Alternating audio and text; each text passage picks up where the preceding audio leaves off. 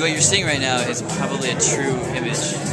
Because it flips when these camcorders. That's why they call it the flip. That's not why they call it. It'll flip you out. Yeah. So this is the third time you've done this show, pretty much. Yeah, more or less. Like, we generally don't perform on stage. Right. This is a show that's made in the studio, put together in post, scored, and all that kind of stuff. I mean, it's very much like we improvise everything in the studio so that it feels like a live situation, so that it feels like something that could happen on stage, but really it's very carefully crafted. So on stage, it was a real question for us, like how scripted or how loose could we be? Right. So one of the things we were really thinking about was like without cracking. Yeah, it's like we have to kind of we have to know where you're going, so it can be fast. At the same time, like there has to be places where it's just anarchic. Like he was saying shit to me, I was like, oh, okay, and like trying to make it up on the fly, and like, and that's important. Like there has to be a real tension between the outline and the architecture and the improvisation. They have to be somehow like battling each other. Mm-hmm. And when it works on stage, that's why. You know. How many producers do you have normally? Well, we've got 4 full-time producers. And they never sleep. They're up 24 hours a day. They're full-time. They're actually androids. Yeah. They don't need to sleep. They sleep some. They sleep some. We have a drug regimen we put them on that minimizes the sleep. But no, they because that's obviously one of the more fascinating things about the show. What's the little thing you're pushing over there? That's a Novation Launchpad. Okay. Which is I actually ordered a mono, which is what I really wanted because it's a beautiful little device. Do you know it? Beautiful, like gorgeous little MIDI controller. This is actually it works really well. It's essentially just like in Ableton Live, I have a bunch of clips. Yeah. And I can just trigger them from the thing, and you can create like layers and stacks in the moment. Because it allows for clips to fire non-linearly. So like I can hit some music, hit a clip, hit a little sound effect, fade it down, all from this little thing. Right. So it helps keep it a little bit crazy. It's not just like hitting play. Yeah, you can't miss. Yeah. The timing is pretty impeccable, and that I would think takes a little practice. Yeah, well, we've done it now 3 times, so if the timing it's gotten a little bit better.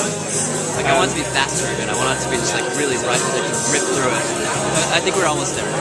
So then you got the book, which is obviously kind of your guide, I guess. So the script. Yeah, the script. Yeah, I mean it's like, well, the places where you fuck up is when we get so off script that we're like, oh wait, where are we going? Oh right, that's where I'm going. So like there's still for us a like, how do you keep it really loose but keep it on the script? That's still something we struggle with. Like the place I got lost today was because it was the Lincoln thing. We were like in it, right? And I was like, crap, I have to do this flip. And I don't remember what the cue number is. Flip. Oh. So yeah, the book is complicated. I wish the book could be like a little thing on like a hologram on my palm. It's outlined as it's like a script in the book, and you've got different cues that like I'm gonna hit this tape, I'm gonna hit that tape, and then it's laid out in Ableton Live in a kind of like cascade, like waterfall cues, and then it appears on my pad exactly the same configuration. So I can see by the shape of like I start here and then I proceed down, I start here and I proceed down, so I just like you get a kind of like shape memory. Yeah. Like geeking out with you right now. Yeah. So, yeah. So it used to be on the keyboard on my pad, right? But then you're like in the computer and you can't like engage the audience. You can't engage. So this little box is very useful. It helps me perform better. So you end up like living with the show for 4 months, 5 months, but you really only worked on it for a few weeks, and you're just kind of letting the stories progress and percolate. And a lot of this is like reporter driven now, like someone's out there, so you really want to give that person time to digest. And the production is intense. I mean, it's different than other shows. We put a lot of premium on. It just has to feel different. It has to feel like a blend of all these things, which is a Pro Tools nightmare. So there's a lot of time that goes into that very end of the process.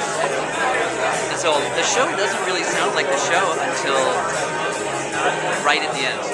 It sounds like it's just a mishmash of messy crap. And then right at the end, it all kind of comes together, and you make little cuts, you put the music in, and then suddenly it sounds like that. So it doesn't get there. You're practically giving birth like 10 times a year. Wow. It used to feel that way. It's painful. I mean, it's always painful. Like you fight to the end to make these things good. But it doesn't traumatize us the way it used to. Like birth, having seen my wife go through it, birth is no fucking joke. Right. And now this is starting to feel like we can do this. It's starting. We're not there yet, but like I feel like we can almost do this as our jobs, which it actually is. Amazing. Yes. You made it. I don't know. You're in Hollywood. All right. All right. Great. Well, thanks a lot. Thanks a lot, man. Keep up the good work, guys. Thanks, dude. All right. I appreciate you.